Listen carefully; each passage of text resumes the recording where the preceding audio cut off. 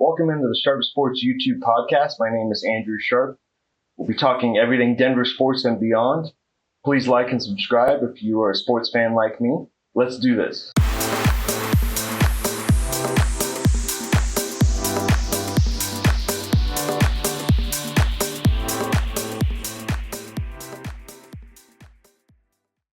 Welcome into the Sharp Sports YouTube podcast, where the Denver Nuggets win a game in overtime at home, 113-104 to take a 2-1 series lead over the Oklahoma City Thunder.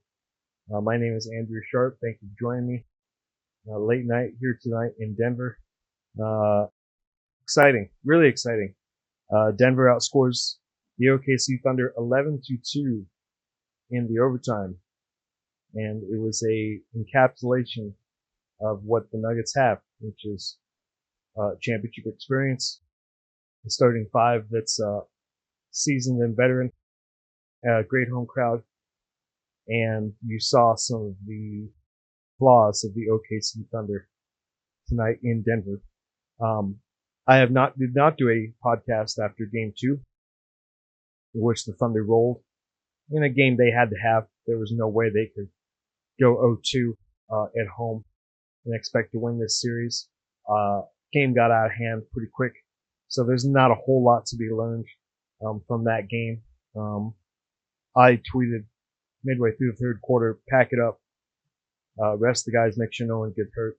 And because the NBA is a heavy three-point lead right now, games can get out of hand really fast. I need to do a little more research, but I know there have been games in the last 4 to 5 years of teams that have either won their respective conference or an NBA title that have all had a game in the playoffs where they get completely annihilated. The other team shows up to play and you get blown out, usually on their home court. But it doesn't stop you from reaching your ultimate goal of a series win, conference win, or even an NBA title. So, Nuggets, huge win. Very happy for them. Quite honestly, this series is going to be a lot closer, a lot more competitive, and a lot more fun for the Denver Nuggets than in my preview prediction pod, where I had the Nuggets losing 4-2 with 3 games in, and they've already won 2 games, including a game that they stole in Game 1 to steal home court back for the Nuggets. And quite frankly, the Nuggets do have a home court advantage, continue to have a home court advantage. And if they can exploit that home court advantage, I should say, there's no reason they can't advance to the next round of the NBA playoffs. So as you can tell, very exciting in Denver right now. Nuggets, huge overtime win. We're going to dive into a few of the particulars right now. One of the reasons I like watching sports is you never know quite what's going to happen. You have an idea of what might happen. It's fun to watch it, to see where you're right, where you're wrong, who steps up, who does not. If you had told me at the beginning of this game that the great Nikola Jokic would shoot 8 of 25, 0 of 10 from three-point land, still somehow end up with 20 points, 16 rebounds, and 6 assists. That's his bad game. Although his shot was just off tonight. And the Nuggets would still win, I would have, no way. Or you would have gotten a crazy game from Jamal Murray. Jamal Murray had 27 points. Very good night, but he didn't go nuclear. However, in saying all that, the Nuggets starting 5, in my opinion, is still the best unit in basketball when they're all right. Every Nuggets starter was a plus in plus-minus 10. All of them. They all played well. Even MPJ, who's been up and down, I still contend that he truly is injured. Which, you can argue either way. His inconsistency leaves you kind of scratching your head. But tonight, really good. Made a bunch of really nice three-pointers, went 5 of 6, 7 of 10. Played 42 minutes. And they were 42 minutes on both ends because he has a pretty tough assignment trying to chase around Jalen Williams of the Thunder, who essentially had a career game, or else this would not have gone to overtime. Jalen Williams finished with 11 of 21, played 43 minutes, 32 points, and despite the fact that he ended up with a minus 11 plus minus, which is a little deceiving, partially because some of his turnovers, but he had a career playoff high in points to make up for the fact that the Nuggets are holding the man who will, it's rumored, will win the 2025 NBA MVP in Shai Gilgeous-Alexander, who's an excellent young guard, had an excellent season. He is not having a good series. Tonight he was 7 for 22, 1 for 6 from 3, did have 13 rebounds, 7 assists, but the 7 for 22 and failing to reach 20 points, that's not going to work for the OKC Thunder. They need him to be the number 1, maybe number 2 option for the Oklahoma City Thunder to advance. I was sort of struck by the Thunder offense, especially in overtime. They had 3 different times they went to Isaiah Hartenstein, who had a rough night. And Isaiah Hartenstein was taking essentially game-tying, to keep them in the game shots in overtime especially, and he went 0 for 3. If I'm going to lose a game, if I'm the Oklahoma City Thunder, I want SGA or Chet Holmgren or the hot Jalen Williams tonight to be taking those shots. I have no idea. I understand 2 of the shots were sort of gimmies for Hartenstein, but you want your best players taking the biggest shots. And if the Nuggets somehow can throw SGA off his game, and he has games where he doesn't even get to 20 points and shoots under 50%, doesn't take many free throws, he only took 5 free throws for the game, Nuggets have a shot of winning the series. I just thought that with some of the defensive lapses and whatnot, and Murray's okay on defense, he's not great, neither is Christian Brown. I really thought SGA was just going to have a monster series against the Nuggets, and so far he's been okay. He wasn't good this game, but I don't know. Basically versus Denver, he's done okay in the regular season, but in the postseason, he had a big game in the blowout win. He had a pretty good game in their first game loss, but this was a bit of a wake up call for him. And one other thing about the Nuggets is that you're seeing what the NBA is it's a battle test league. You have to kind of take 2 steps forward and then 1 step back. 2 steps forward, 1 step back. And the Oklahoma City Thunder, despite having the league's best record last year, 2 years ago, when the Nuggets were winning an NBA title in 2023, the Oklahoma City Thunder were a play-in team. They were a play-in team, which means they finished 7 through 10. I'd have to go back and look. I believe they finished 9th in the West that year.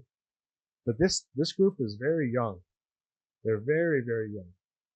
If they were to win the title this year, they would be, I believe, the youngest team to win it since the 1977 Trailblazers, which is what they said on TV, so I'm certainly willing to take them at their word. They're still very dangerous. Denver has essentially, at this point, stolen a game and held home court in the series. I still think at this point now, my prediction has changed. I wouldn't be surprised if this goes 7 and the Nuggets do have to win in Oklahoma City. However, that being said, if the Nuggets were somehow able to win Game 4 on Sunday and take a commanding 3-1 lead, they probably don't win in Oklahoma City Game 5, but I really, really, really, really would like the chances of the Nuggets to close this out in 6 games, which would be amazing. Because quite frankly, if you can beat the historically good Oklahoma City Thunder, you can win an NBA title. The Nuggets can win an NBA title. And given the season they had and the turmoil with the coach and everything else, it would be amazing. Absolutely amazing. Wouldn't be back-to-back titles, but 2 titles in 3 years. That starts to put the Jokic legacy and the history of the Denver Nuggets into a very different category. Very different category. And I heard this earlier today on a show I like, so I'll quote it. But basically, on Bill Simmons' podcast, if the Denver Nuggets could beat the formidable Los Angeles Clippers last round, the Oklahoma City win total leader in the West, the 1 seed, Oklahoma City Thunder, my guess is the Nuggets are probably going to play the Minnesota Timberwolves, who tortured them if they were able to beat them in the Western Finals, and then either Boston, who's looking bad right now but still has a shot, or the number 1 seed Cleveland Cavaliers from the East. That is a rugged, rugged road to win an NBA title. Certainly harder than the Nuggets had in 2023, and that would be most impressive. However, in saying all that, I'm getting a little ahead of myself, but a guy can dream. But Nuggets, huge win tonight, just absolutely huge win. Again, you could really tell the crowd energy on the TV. I've been there for the last series, and when Denver's rocking with any sort of sporting event, it's a lot of fun. I was lucky enough, for those who don't know, to be essentially front row working radio for the Avalanche victory parade in 2022 and the Nuggets victory parade in 2023. I was there at 6 a.m. for both of them. Bright and early in the morning, right downtown. Saw all the floats that went by and the thousands of people who had descended in the Capitol area and downtown for the parade. And it's quite the experience. Now I want to take one other little segment to talk about one thing that I noticed in this Oklahoma City series with the Denver Nuggets. I would be remiss if I had not mentioned the man of this playoff run so far, Aaron Gordon. Aaron Gordon is an exceptional athlete. He was an incredible player at the University of Arizona. He ended up with the Orlando Magic, where he was picked as the number 4 pick, which is hard because when you're picked that high, you're seen as a sort of franchise savior, which he is not. And that's okay. A lot of guys get drafted in the top 5, and they're not LeBron or Wemby or Cooper Flag. And that's okay. Aaron Gordon isn't that guy. But what he is an amazing athlete who, and it keeps getting brought up on the broadcast, but I knew this already. He has a full court gym in a warehouse that he lives pretty close to off the downtown, pretty near the Nuggets facility. And legend has it he essentially works on his game all the time. Full court gym, basketball, and he's basically in the gym shooting all the time. And it shows because he looks very comfortable in this series. He had another absolutely monster 3-pointer in this game. And the reason why I bring him up as well is that I love the 2-man game, the chemistry he has with Nikola Jokic. And they're just working, they basically work in complete symmetry most of the time. And Aaron Gordon, the reason why I like him a little bit better for the 2-man game in this particular matchup is because it really goes against Chet Holmgren and Isaiah Hartenstein, who are large player, the bigs for the Oklahoma City Thunder, but they are not as big as Nikola Jokic or Aaron Gordon. Nikola Jokic and Aaron Gordon look like giants going up against those two. And I think it's really just another dynamic that the Denver Nuggets, can really use in this series. I mean, Aaron Gordon just hitting clutch shot after clutch shot.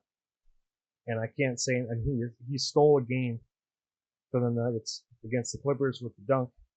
He's already stolen the other games with his 3-pointers. And I'm just in awe of the guy because I just think he's one of those guys that gets talked about less than some other players in key positions like this because he plays in a market like Denver. He doesn't play for the Clippers or the Knicks or the Lakers or the Celtics. the glamour franchises of the NBA. But if anybody else was putting up these kind of stats and this kind of impact on both ends of the floor, they'd get featured even more regularly on nationally syndicated talk shows and sports shows. And not that that should really matter to Aaron Gordon or the Nuggets, but slowly people are starting to realize just how special he is to be on this team. His size, his versatility, and his hard work in his own gym, and you can see it because he's actually shooting better in this 2025 playoffs. It certainly feels that way.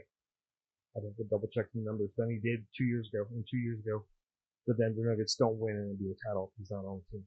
So a little shout out to the slightly underappreciated, but not in this town, underappreciated Aaron Gordon, the man, the legend, the man of the people. It's well known around here, but not so much in other parts of the city. Basically, the night 2 years ago that the Nuggets won the 2023 NBA title, Aaron Gordon famously walked. There's all these people in the crowd, in the streets, going nuts, and literally the guy that won an NBA title, he just walked around in his undershirt, figured, well, I'll just walk home. And the man of the people, just walking with the people I saw, you can check it out on YouTube and Instagram of this gigantic 6'10" man just walking down the street. Yeah, I just won an NBA title. No big deal. Just gonna walk back to my house. I freaking love it. I think it's great. I think it's hilarious. And it honestly just makes him real. Makes him real. So, thanks again for joining me. It's getting a little late here in Denver, but happy to be here. Go Nuggets. And I can't wait for Game 4 on Mother's Day. Thanks for tuning in.